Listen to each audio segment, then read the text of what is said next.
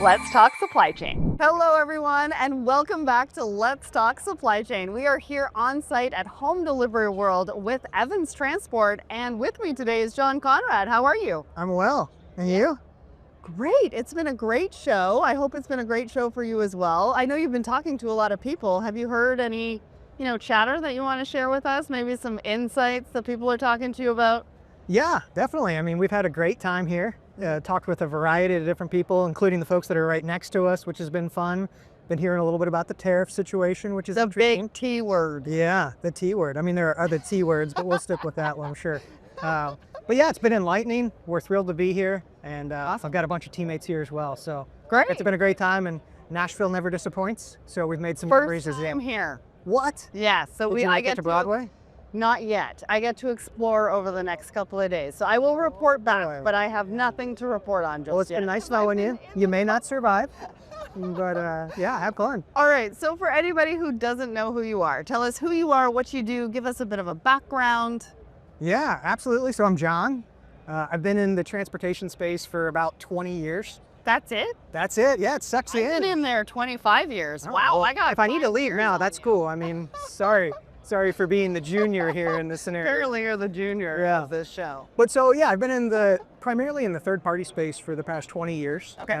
I've worked at a variety of different companies. I've worked at the world's largest. I've worked at some smaller family-owned organizations, and I've been here for 11 years at Evans. So it's been a great ride. Awesome. We've experienced some pretty athletic growth over the last 5 years. Great to hear. And yeah, we're excited to be here. And you're the Chief Revenue Officer. Yeah, What does that mean? I don't know. Do you know what that means? I don't really know. You tell me. Okay, I'll tell you. So the Chief Revenue Officer, what that means is I'm responsible for our team finding revenue and keeping revenue. Ooh, that's a big job. Yeah, Okay. yeah, it is a big job. And when your president and CEO wants to double in the next 5 years, it's a really big job. Wow. Yeah. Okay, well, we're going to help make that happen Let's with do it. this episode. All right. So Evans Transport has been around for about 40 years now. You've been here for 11 years. Yeah. You were one of the country's first 100 freight brokers. I mean, that's quite an accomplishment. I mean, It is. and you've really evolved and pioneered the idea of 3PL. So can you give us a taste of that journey? What does that look like? Yeah, so Evans started back in '85, so it truly has been 40 years. We actually celebrated it earlier this year up in Milwaukee. We had quite the bash. Okay. It was a great time. Why wasn't I invited? I didn't get an invite. Well, we don't go back that far. So had we known you at that point, we would have loved to have had you. Okay. But yeah, it was a great time. What was really cool about it is our founder, Charlie Keatman, started the business back in 1985. He was there with his bride wow. and his family. So the second generation of leadership is his son, Ryan, and Ryan was there. So it was this family event. And really, we talk about our organization as a family. We talk about it as the Evans family, and we have that culture, which is super cool to be a part of. I love that. Over the past 40 years, we've done a bunch of different stuff. Like you said, we were one of the first freight brokers out there after deregulation. So our MC number is really low, which is pretty uncommon in our space. Right. You probably know this, but there's about 30,000 third-party logistic companies that are registered, and maybe another 30,000 that aren't, that work out of their basement or their garage or No whatnot. idea. So there's no shortage of competition in our space, Right. which makes it really hard as a 3PL to differentiate. So what we've done over the years is we've been involved in the primarily non-asset side, but we have had stints where we've owned warehouses. Okay. We've even owned a trucking company. But about 20 years ago, we decided to make the company decision to really focus on transportation management. Okay. And so that's what we've been doing for the past 20 years. We were pioneers in the space from a TMS perspective. Okay. That's a hot word. Everybody talks about what's your TMS. We built a TMS back in the day. We called it, get this, I'm not lying, Mother. What? Yeah, it was called Mother. Okay, these names that people call technology, I don't know how we come up with them.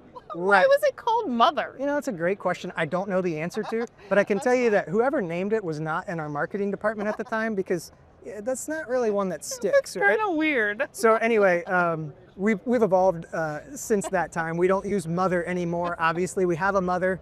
Maybe it was an acronym for something. I mean, No. whoever named it, let's just give them, Yeah. some credit, For maybe. sure. So where is Evans now?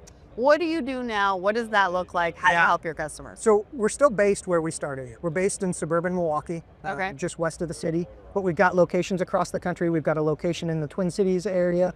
We've got a location just down the road here from Nashville and Chattanooga. Okay. And then we have a location in the panhandle of Florida. Maybe our most desirable location. It's a really hard spot to go visit, especially in the winter. You know, the beach in the wintertime is a pretty good spot to be. So that's where we are from a space perspective or from a location perspective. But who we are, we continue to be an organization that's focused on really our customer, right? At the end of the day, I like to tell people that we're a people and technology company and we happen to be in the logistics space. Okay. And so what that means I is like that. we're trying to find the right people to have on board, people with tenure, people with expertise, people who actually know the business, Right. maybe that have been around for more than 20 years, you know. I might be a candidate. But then also we believe that in conjunction with the people, we have to have technology. Yeah. And so we don't use Mother anymore. We've evolved from a technology perspective. What do you call it now? Oh, yeah, well, so some of us might refer to it as the Evans execution engine. Okay. And what I mean by that is our technology isn't one platform. It's a variety of platforms that work in concert together to bring the solutions needed by our customer. I see what you did there. We're in Nashville, concert. Yeah. Did you go last night? AC/DC? No, I did not. No. Come on.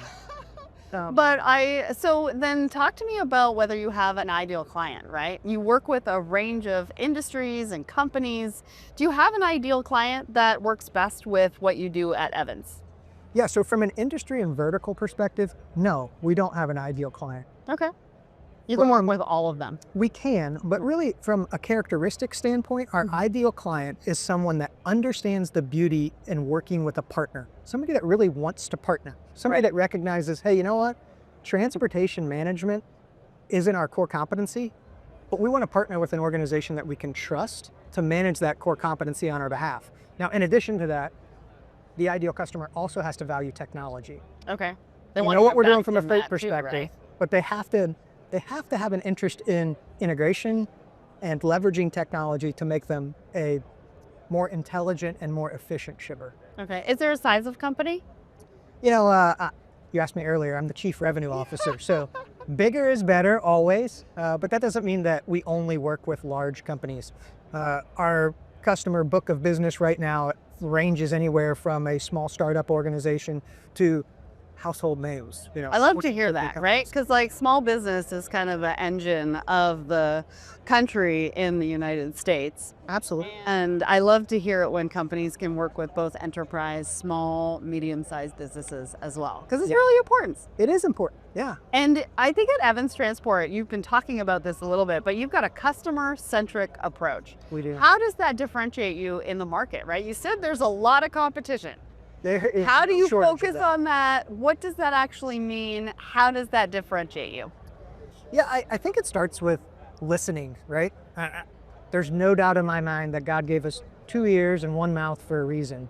And for us, we really have to listen to our customers. Yeah. So just last week, we actually had a customer advisory board, and the ethos or the purpose for that was for us to listen to our customer. We really wanted to hear from them. Hey, what's going on in your organization? Yeah. And candidly, I stood there and said, I don't care if it doesn't involve transportation. In fact, I'd like to know what your challenge is right now that's not related to transportation. Yeah. Because this isn't about just what we can do. We have to understand what's important to you, what are you trying to accomplish, and then we can tailor the transportation conversation to help you meet whatever the need is that you're trying to accomplish. So I'm going to put you on the spot. Oh, yeah. Is there any insight from that? Any insight from the customer advisory board? Panel. Well, I can tell you we made some amazing memories. We had lots of fun. We like to have fun here at Evans, and so... Is there a big challenge that kind of stood out for you? Yeah, I mean, so interestingly enough, we went through and we asked the customers, hey, what's one activity in your organization that you would like to see never happen again? Ooh, I like that question. We followed it up with 2 more questions. Uh-huh. What's an activity that's happening in your organization right now that you would like to see continue in perpetuity? Okay. And then we followed it up with, hey, what's something that's happening that's not happening right now that you want to see start? So what do you want to stop, start, and continue? And we had a variety of different customers there from all different spaces, right? technology to manufacturing. So much food. suspense. Yeah. So what was crazy is as we wrote them up on the board Yeah. in this kind of dynamic session, we were able to hear from them about the different things that are challenging in each of their organizations. And to a T, there were some common themes across all those different verticals. Okay. I'm not going to leave you in suspense too Please long. don't. But one of the things was, how do we get our employees, how do we get our team members to learn to know that they are paid to think, not paid to do? Okay. So let me phrase it this way. One of the guys who was there who shared with us talked about, hey, what's the difference between digging a ditch or digging a ditch to build a hospital? Right. And changing that mentality for their people. Hey, I've always done it this way, whether that's in transportation or in manufacturing or the janitor. Hey, I've always done it this way. Right. Does that mean it's the right way? Right. And really changing that perspective, giving the employee the empowerment to think and to say, hey, what if we did it this way? Yeah. Well, and the empowerment to be able to suggest new ideas, because sometimes that's the biggest hurdle, right? For sure. We're not sure if we're okay to say it, whether it lands or it doesn't land. We have to be able to empower them to at least say it and bring it to the table. Were there any opportunities that came from that discussion as well? You know, like we talked about some of the challenges, but any opportunities? I mean, obviously opportunity to change mindset, but I think that's across the board with any technology sort of implementation, all that kind of stuff. It's 80% change management. So it's got to start with the team. It's got to start with the mindset. And so I love that you talked about that. But were there any other opportunities that sort of came about that you could share? For sure. So one of the things that we did was we tried to highlight some of the technology applications that we're leveraging within that Evans execution engine platform. So we invited some good friends of ours who are actually here at this event, Genlogs, and they showed their brand new platform, which I truly believe is going to transform the third-party freight brokerage space. Genlogs is an amazing platform, super cool. So Genlogs, free plug for you guys. So we got to hear from them and they got to interact directly with our customers. Some pretty exciting stuff came from that. But then we also got to talk about automation. Okay. How we're leveraging automation to do some of the, what I'll call tedious tasks in our business. And it was really eye-opening for our customers to hear, hey, you guys are doing it? You guys are actually putting that into practice? Right. And what was cool is we were able to connect the dots for our customers and connect them with the automation platforms that we leverage so that they can begin to explore, hey, how do I automate? Well, and learn from the mistakes of others, right? Isn't that what we're all here for? Yeah, we made plenty of mistakes along the way. I've definitely made a lot of mistakes, but I think also for companies looking to integrate some of that technology and the new technology, there's so many options out there. There's so many things to consider, right? There are so many things that you have to think about and test and try, and not everybody is the same. And so it's not going to work the same for every single organization. But I think what is the gold in that is when we get everybody together and we can have the conversation and be like, oh, that worked for you, but that didn't. Okay, I'm going to stay away from that, but I'm going to keep plugging along that way. Yeah, for sure. That collaboration, again, going back to that listening, really hearing what other people have been up to and what worked well and what didn't. Yeah, thank you for sharing some of those challenges and opportunities. I know that those are closed door sessions. They are.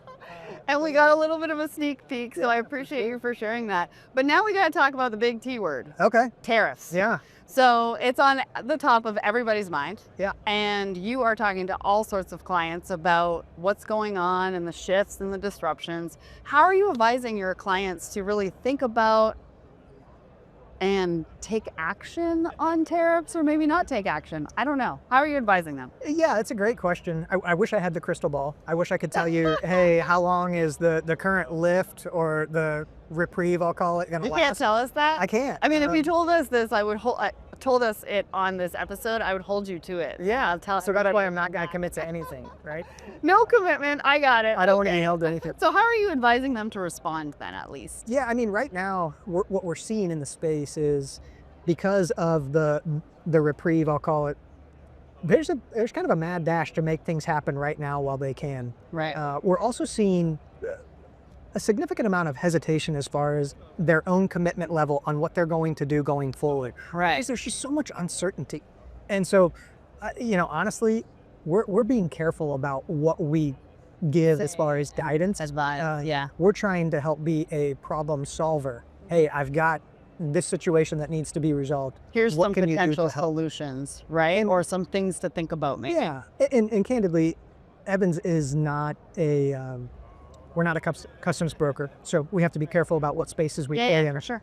But what we are able to do is take on some responsibilities that maybe need to be tended to while focus is diverted in different directions. Right. So for example, last week, one of the gentlemen that was participating in our event was having massive challenges due to the tariffs. And so identifying with him, hey, what can we take off of your plate from your day-to-day other responsibilities to help free up time so that you can tend to whatever you need to on the tariff side. But I think just being in that room as well, Yeah. right, with other folks that are going through it, other leaders that are going through what is happening with the tariffs, Yeah. I think would probably be helpful to find out how they're dealing with it and how they're navigating through it. Nobody has the solution right now. Nobody has the answers. For sure. Right. But I think talking about it and hearing different scenarios and coming up with other ways to think about it. And maybe there's opportunities in there that we hadn't thought about it. Right. Rather than the challenges. That's kind of where your mindset Absolutely happens. Yeah, indeed. And so let's talk about Parcel. How do you support your Parcel customers? I mean, we're here at Home Delivery World. Right. So talk to us about how you do at Evans Transport, support your Parcel customers. What does that look like? Yeah, so from a Parcel perspective, I'll back the bus up just a little bit. Sure. So at Evans, we like to bring a total solution to the table, meaning it can expand across multiple modes. So that may include less than truckload, LTL, that may include truckload or open equipment, heavy haul, over-dimensional, but oftentimes it also includes Parcel. And so from a Parcel perspective, really what our goal is to help the customers navigate the ever-evolving world of Parcel. I gotta be honest with you, there's a couple people on our team who have forgotten more than I'll ever know about Parcel.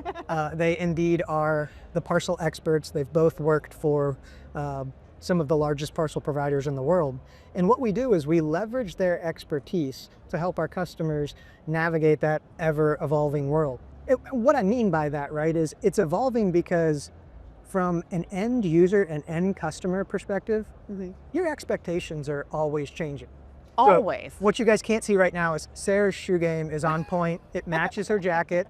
Mine does too. We talked about maybe showing you guys. We're going to hold on. It could get a little awkward. But when you ordered your Air Forces, your expectation was that you were going to get them when they said you were going to get them. Right. And if you didn't get them when they said you were going to get them, you were going to be disappointed. You were going to be upset, right? Yeah. So I'm in logistics, so I kind of curbed my expectations there. Growing up, when you needed to go get a new pair of shoes, you went to the store, and if the store had them, you could get them.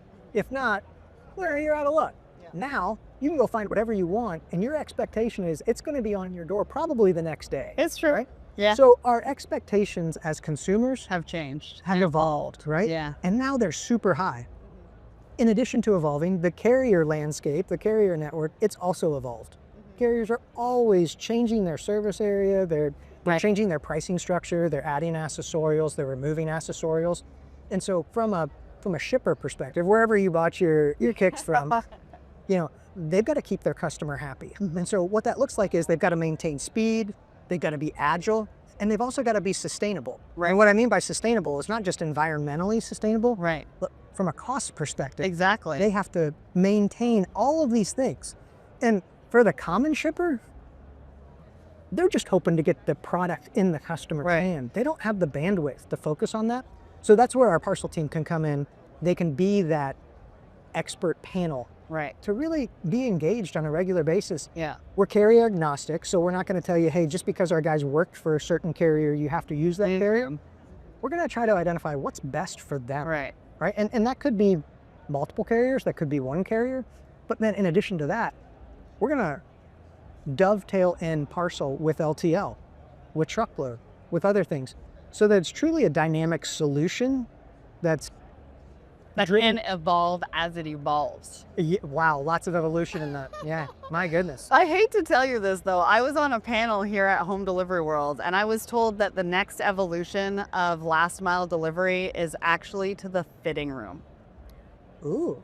So you heard it here. Yeah, I heard it And here first. you have the scoop. So maybe you're going to go back to your team and figure out how you could be part of that solution too. But can you imagine? Yeah, It's that's evolving all the time, and they want delivery into the fitting room of what they have in store that will fit the person within the fitting room. And I heard that from Fabletics. So that's an interesting concept, because I would imagine, I'm not the expert from a fitting room perspective, No, I just threw it at you. I mean, you can't be in 2 seconds. but I would imagine that the traffic flow, let's call it, into and out of the fitting room has drastically decreased. We were talking about, growing up. Yeah. You had to go to the fitting room to try something on. Yep. Now you don't do that anymore. You order they're and you using try it on at technology home. Yeah. in the fitting room. So that's one of the reasons why Last Mile is going to be going to the fitting room, is they're using this type of technology that the customer can utilize within the fitting room to get what they want in there to be able to try it out. Hey, Because I will something tell new you, every day. I know. I'm being educated. This is great. All right, so let's move on to freight theft, right? This is a big deal for a lot of organizations. It's something that we are talking more and more about. Cargo theft, freight theft. We're seeing a rise in that theft. How are you helping your customers ensure that their goods are safe and accounted for? I think this is, something that you pride yourself on. It is something that we pride ourselves on, and it's something that is absolutely rampant in our space. So cargo security is on the top of everyone's mind. When we were at that event that I mentioned last week, that was a hot topic of conversation. Yeah. How are we safeguarding our customers' products so that it can get from point A to point B? Right. And the reality is we're using a variety of different technology platforms. So we're tracking loads on a regular basis using GPS technology that's connected to the driver's phone. There are different platforms that allow us to do that. We're obviously connected with our carriers from an EDI and API integration perspective. All of that information is coming back into our system. But sometimes customers aren't interested in relying upon what the carrier is telling us or even what the driver is telling us. Sometimes we have to do other things to track that freight. And so we have sensors that we're putting on shipments even today. I can't tell you the details about it because it's a confidential situation, but we have trackers that are on a particular shipment, and they're not monitoring just the location, but they're monitoring the acceleration and deceleration. They're monitoring the humidity, the temperature, any oscillation in movement. It's a high value product. Right. It's absolutely critical to the customer to know what's the status of my shipment. Yeah. So we're using things like that. And then in addition to that, I'm truly, not trying to plug Genlogs yet again, but I'm going to. Genlogs is a platform that gives us visibility into what's moving on the roadways from a completely agnostic perspective. So Genlogs has devices across the country that have captured over 1 billion images. Yeah, billion with a B. Wow. 1 billion images of tractor and trailer equipment, public, for hire equipment. And then we're able to use their platform to identify what's going on with a specific load. So for example, if we're moving your Nikes from point A to point B. Back to my Nikes. Yeah, back to your Nikes, because they're absolutely on point. Stellar job. So if we're moving your Air Forces from point A to point B, and we have arranged that shipment, and so we know the carrier's MC number, we can enter the carrier's MC number into this platform, and then immediately we can start to look up every one of the images that has been taken recently of said MC number, and we can identify where your truck and trailer is that's carrying these Air Force. That's a lot of data though. It's a tremendous amount of data. Yeah. And there's so many ways to take that data and leverage it to help us be a more intelligent and efficient provider of services. Yeah, and help your customers. Well, that brings me to the point of the discussion around a case study. Okay. So talk to me about a client. What was the challenge that they came to you with? What was the solution that you provided? And what was the ROI and benefit that they saw? Man. You got a lot, I know. Yeah, where to start? But you need to pick one. I'm trying to think of one that's fairly recent that would be really applicable in today's day and age. Give me just a second here as I think through which one I'd like to share with you. So let's go with this one. We have a customer that deals with a wide variety of modes. I'm going to kind of wander away from the parcel side for a second. And they had a very significant number of LTL shipments that were destined to a specific facility in the southern U.S. And traditionally, over a number of years, they had been moving all of these shipments, thousands of shipments a year, through the traditional LTL network. Okay. And because of their organization and the way the information flowed within their systems, they really didn't have a way to do something different. Kind of back to that topic or challenge I mentioned in the customer advisory board of, hey, we've always done it this way, so we continue to always do it that way. Right. They came to us and said, hey, is there any way that you guys can take our systems without making major changes to our systems, digest the information, and improve specifically on the number of damages that are happening within the LTL space, right? Because if you're not familiar with LTL shipments from, let's say, from the northeast down to the south, they may get handled a half a dozen to 12 different times by the LTL carrier. Right. And the more you handle a product, the more that product is More susceptible likely. to damage, right? More risk. And so they didn't want to sacrifice speed, and they didn't want to pay more. They wanted to damage less, right? Yeah. So those are three things that are all really good but hard to achieve at the same time. So what we did is we leveraged the activity within their network and the information that they were receiving, and we built a solution using technology and using an algorithm to really take the information that came into the system, not cheat it, but manipulate it in a way to where we were able to pull all of those inbound LTL shipments very close to the origin point. Okay. And then move it via truckload from that central location down to the south. And what that did is it reduced the handling nearly to just picking up at the origin and loading onto the consolidated trailer. So twice, as opposed to a dozen times. Right. So we dropped the freight claim percentage significantly. We were able to maintain velocity or speed, and we were able to reduce cost. Amazing. So it was a really cool way to take a challenging situation that had some pretty hard guardrails due to systems and integration, and come up with a unique solution. And figure it out and reduce the handling and save them some money. And I'm sure they're very happy with you right now and probably going to be a client for a very, very long time. Yeah, right? I Like have that, that's and what partnership is all about. yeah, And the anticipation. these challenges come up all the time. So it's how do you work with that partner to really come up with a solution in that moment for the challenges that they have right now? Yeah. Because you can't anticipate that, right? Not necessarily. No, right? if you could, we go back to crystal ball that we were talking about earlier, it'd be great. But yeah, anticipation, you can anticipate that some things could happen, but knowing exactly what's going to happen is really challenging. So true. Yeah. All right, so there are significant transformations that are happening in this industry. We've talked about how you've evolved over the years. Now I want you to get out your crystal ball. Oh boy. And talk to us about some of the transformations that you see happening in the industry and how Evans is preparing for that. Yeah, I think that if you were to talk to any one of the large 3PL providers who are specifically in this transportation management space where they're involved in a variety of different modes, if any of them have the traditional freight brokerage aspect to it, they're going to talk to you about automation. And they're going to talk to you about how automation is going to absolutely disrupt our space from a personnel perspective. So our space has always been heavy on personnel. You've got to have people to answer the phones, to make the calls, to keep the relationships. And I think what you're going to see in the coming years, and not so many years, is you're going to see automation being leveraged to do those tedious tasks, to answer the phone calls, to have conversations with drivers, to negotiate with drivers, and then hand it off to an individual. I can tell you that we Evans are already leveraging said technology to have conversations with drivers, to negotiate with drivers. And then once it gets to a point where there needs to be human interaction, then they're going and talking to our tenured representative. And I love to hear that, right? Because sometimes we can go too far into automation and then we have to bring it back a little bit because there is that human element that has to interject at some point. I still believe, but.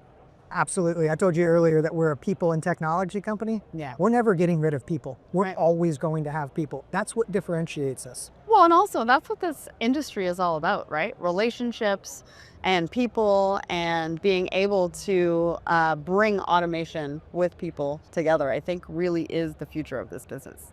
Yeah, a teammate of mine loves to remind me that relationships are built at the speed of trust. Yes. You can reuse that, it's cool. Okay.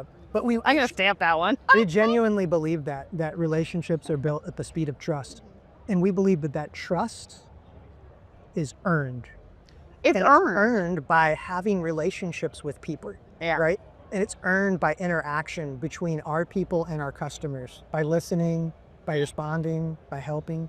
And But so- also trusting the data, trusting the technology, Sure. trusting your partner to bring in that technology, that automation that's going to help and augment, but not necessarily take that relationship human piece away.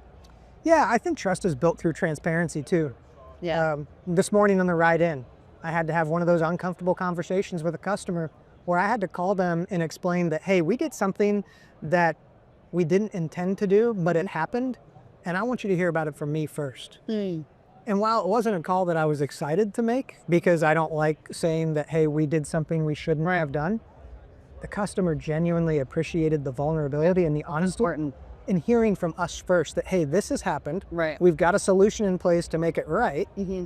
but that's what builds trust. Yeah, and that's what automation can't take away from us. Absolutely. All right. Well, where can people learn more about Evans Transportation? Well, they can stop by and hang out with us because we're going to be here for a little while. But if you're not here at Home Delivery World, obviously we've got a space on the World Wide Web, as we called it growing up, www.evanstrans.com. So Evans, like the man's name, Evan, Evans, and trans, short for transportation. Yeah. Awesome. Well, go and check them out. You've got a lot of great stuff on your website, a lot of great resources. Look John up on LinkedIn. He's got a lot to say and a lot of interesting insights into what's happening in the industry. So thank you so much for joining me here at Home Delivery World with Let's Talk Supply Chain. Yeah, thanks for having me.